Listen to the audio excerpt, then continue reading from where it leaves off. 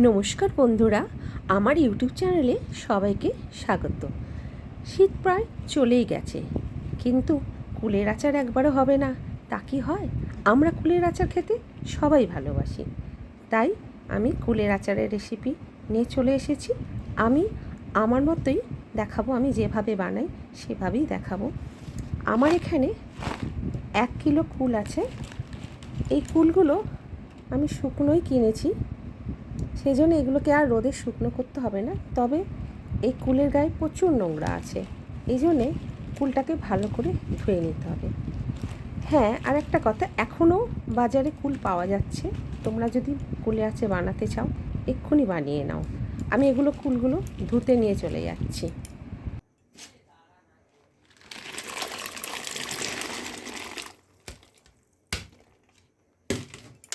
আমি এগুলোকে ঘষে ঘষে ভালো করে ধুয়ে নেব। জলটা প্রায় নোংরা হয়ে গেল, প্রচুর নোংরা আছে। আমি আরও 3-4 বার জল পাল্টে পাল্টে ধোবো। আমার কুলগুলো খুব সুন্দর করে ধোয়া হয়ে গেছে। আমি এবারে কুলগুলো গরম জলে 10 থেকে 30 মিনিট একটু ভিজিয়ে রাখবো, তাহলে কুলগুলো একটুখানি ফুলে উঠবে। একটু গরম জল একটু দিয়ে দিই, আমি গরম জল করে রেখেছি।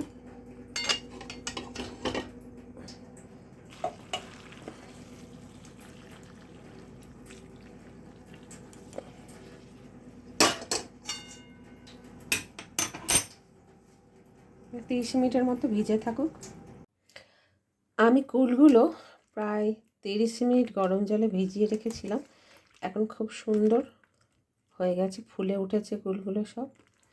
আমি এবারে ছেঁকে তুলে নেব কুলগুলো। এবারে প্রত্যেকটা কুলের এই বোঁটাগুলোকে ছাড়িয়ে নেব। ছাড়িয়ে একটু ফাটিয়ে দেখে নেব ভেতরে পোকা আছে কি না। প্রত্যেকটা কুল আমি এরকম করে নেব, করে নিয়ে আসছি। আমি কুলগুলোকে বোঁটা ছাড়িয়ে ফাটিয়ে ভালো করে বেছে নিয়েছি। এবারে আমি একটা মশলা রেডি করেছি। এর মধ্যে রয়েছে 1 চা চামচ গোটা জিরে, 1 চা চামচ মৌরি, 2 চা চামচ গোটা ধনে, 1টা তেজপাতা আর 6টা শুকনো লঙ্কা। এগুলো আমি তাওয়ার ওপরে একটুখানি নেড়ে নেব, গন্ধ ওঠা পর্যন্ত একটু নেড়ে নেব, তারপরে ঠান্ডা করে গুঁড়ো করে নেব।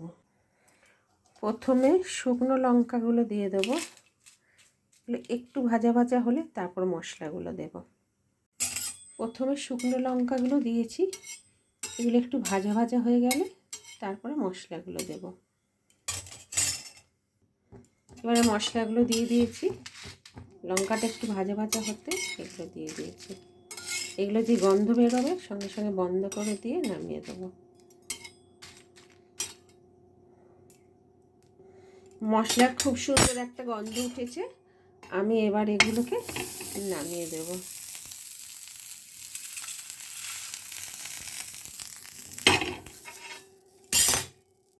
মশলাটা ঠান্ডা হয়ে গেলে মিক্সিতে গুঁড়ো করে নেব। এগুলো মিক্সিতে ভরে নিচ্ছি, পাউডার বানিয়ে নেব।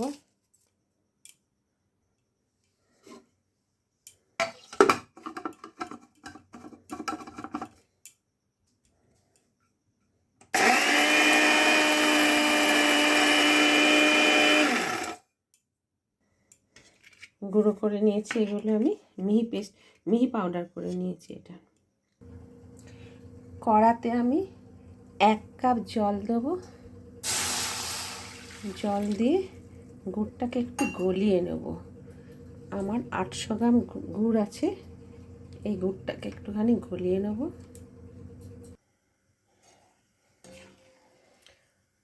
আমি 1 কেজি কুলের জন্য 700 গ্রাম আখের গুড় দিয়েছি। এটা গলে গেলে আমি এটা একটুখানি ছেঁকে নেবো, এতে প্রচুর নোংরাও থাকে। গুড়টা একটু ফুটে উঠেছে, এবারে আমি গ্যাসটা বন্ধ করে গুড়টা ছেঁকে নেব। আমি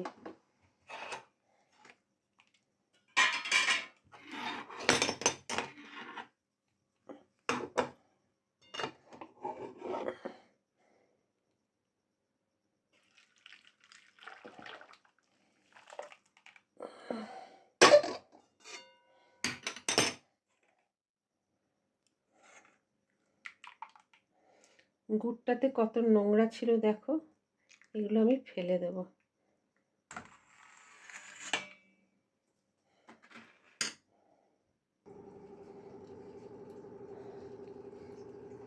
আমি এতটা তেঁতুল নিয়েছি, মোটামুটি এতটা তেঁতুল, 1 কাপ জল নিয়েছি। এই জলে তেঁতুলটাই ভিজিয়ে রাখবো।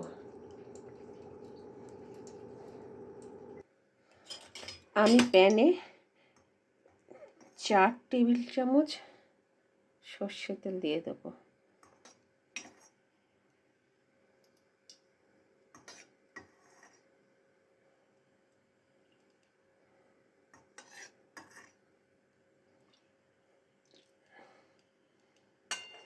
তেলটা গরম হলে 1 টিস্পুন 5 ফোড়ন আর 2টো শুকনো লঙ্কা দেবো।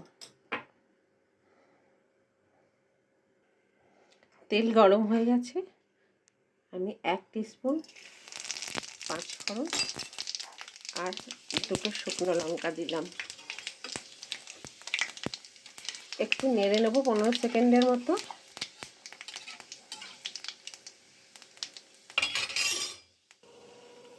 কুলগুলো দিয়ে দেবো এরপরে।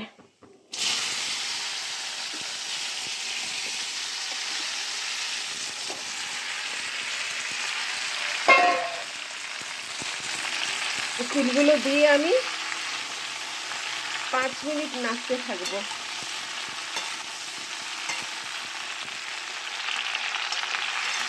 ফ্লেম মিডিয়াম থাকবে, 5 মিনিট ধরে একটু নেড়ে যাবো আমি।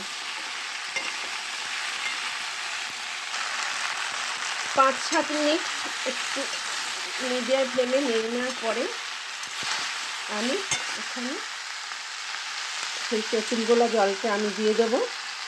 বাজারের কুলের আচারের টেক্সচারটা আনার জন্য আমি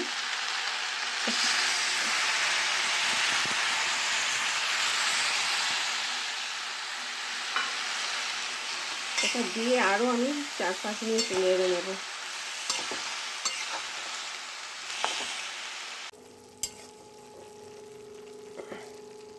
এরকম একটু জল ছাড়লে, এরকম যখন জল ছাড়বে তখন আমি গুড়টা দিয়ে দেবো।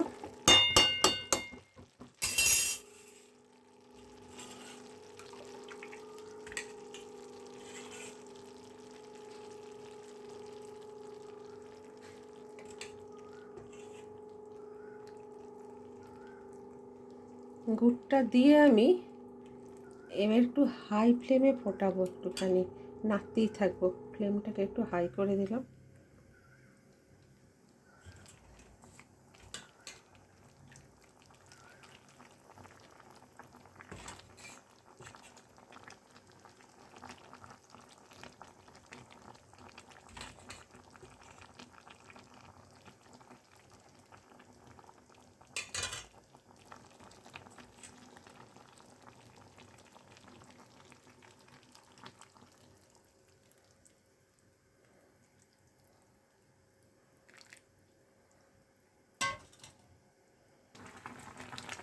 আমি এখানে 1 চা চামচ বিট নুন দিয়ে দেবো।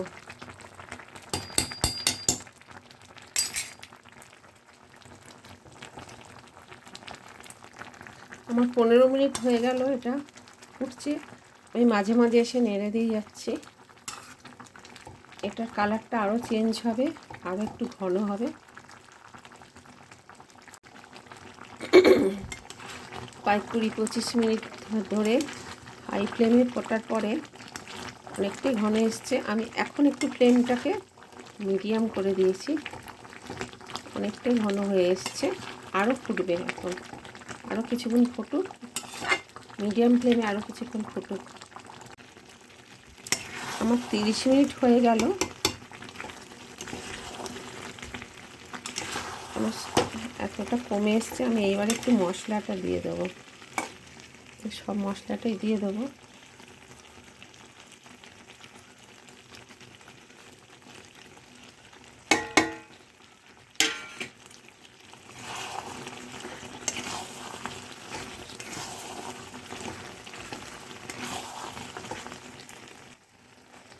আমার এটা প্রায় হয়ে এসছে। 30 মিনিটে এটা আমার প্রায় হয়ে এসছে এই পর্যায়ে। এবারে আমি একটু ভিনিগার দিয়ে দেবো। ভিনিগারটা দিলে এটা খারাপ হবে না। 1/4 কাপ ভিনিগার আমি দিয়ে দেবো এই পর্যায়ে এসে। এবারে ফ্লেমটাকে মিডিয়াম স্লো আর একটু কমিয়ে দেবো। কমিয়ে এটা আরও কিছুক্ষণ নাড়াচাড়া করে নেবো। বেশি শুকনো করলে ঠান্ডা হলে আরেকটু শুকিয়ে যাবে। আরেকটু নেড়ে ছেড়ে এটা নামিয়ে দেবো আমি।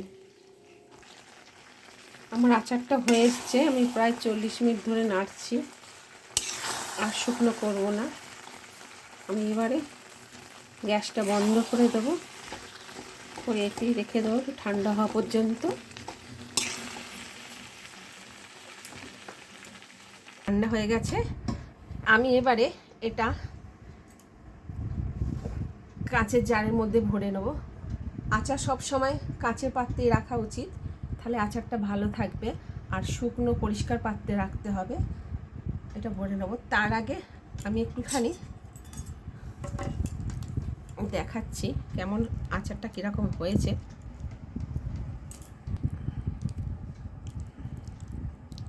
দেখো কি সুন্দর টেক্সচারটা হয়েছে আচারের, একেবারে বাজারের আচারের মতো। একটু প্লেটে তুলে নিচ্ছি।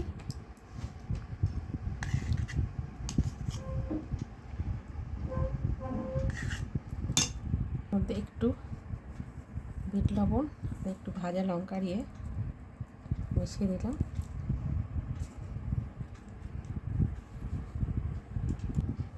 এটা কাঁচের জারের মধ্যে ভরে নিচ্ছি। এটা আমি এই দুটো জারে ভরে নিয়েছি। এটা পুরোটা হয়ে গেছে, আর এটাও মানে অর্ধেকের বেশি হয়েছে। 1 কিলো গুড় আর 800 আখের গুড়ে আমার এতটা আচার হয়েছে। এগুলো মাঝে মধ্যে একটু রোদে দিতে হবে। আর এটা যখন এখান থেকে বার করব, কাঁচের জার থেকে যখন বার করব, হাত দিয়ে কখনই বার করা উচিত না, শুকনো চামচে করে বার করতে হবে। তবেই আচারটা অনেক দিন ভালো থাকবে, নাহলে নষ্ট হয়ে যেতে পারে। মাঝে মধ্যে একটু রোদে দিতে হবে। এবারে আমার এই আচারটা একটুখানি না, আর একটা কথা আমি যেটা বলা হয়নি, আমার নুনটা একটু কম হয়েছিল। প্রথমে আমি 1 চা চামচ বিট লবণ দিয়েছিলাম, তারপর দেখলাম নুনটা কম লাগছে, আমি সাদা নুন আবার 1 চা চামচ দিয়ে দিয়েছিলাম। এবারে এটা আমার খেয়ে দেখার পালা কেমন হয়েছে। দারুণ টেস্ট হয়েছে। তোমরাও বানাও, বানিয়ে কমেন্ট করে জানাও কীরকম হয়েছে। আজকে আমার ভিডিওটা এই পর্যন্তই। যদি ভালো লাগে লাইক, শেয়ার, সাবস্ক্রাইব করে দেবে। আবার দেখাবো অন্য কোনো ভিডিওতে। ততক্ষণের জন্য বিদায় নিচ্ছি।